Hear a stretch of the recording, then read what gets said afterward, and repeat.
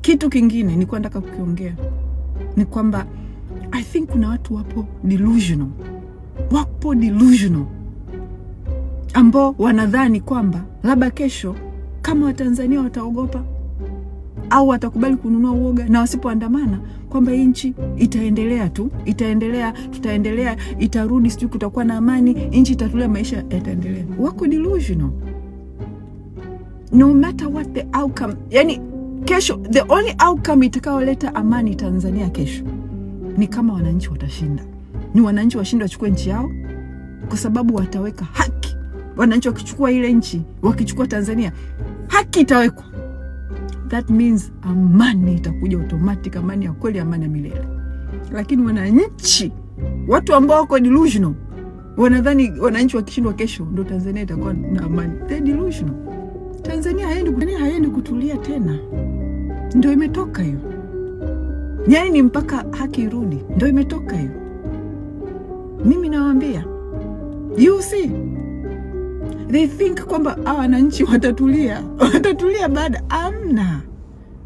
Hakuna nchi iliyofanya uchaguzi kama uliofanyika Tanzania afu nchi ikaenda kuwa na amani, ndugu zangu.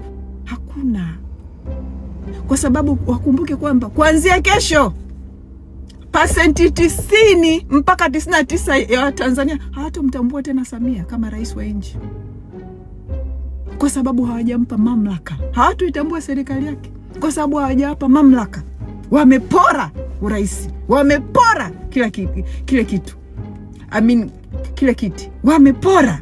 That means Watanzania ni maumivu tu kwenye roho zao kwamba tumefanywa machoko, tumefanywa mpumbavu. Ni maumivu, hakuna naenda kutulia after. Na acha hivyo, utekaji, uonevu, hakuna sheria, hakuna haki. Nchi, I don't know kina Kikwete walikuwa wanawaza nini kufanya uchaguzi kama huu. The only peace itakayopatikana Tanzania ni kesho Watanzania washinde. Hata hao mastaa hawana akili. Hawaelewi kama wanataka kuishi kwa amani wa enjoy. Ni kesho wananchi washinde ndio nchi itapata amani. Watanzania wasiposhinda kesho, ndugu yangu, hakuna nchi hapo tena.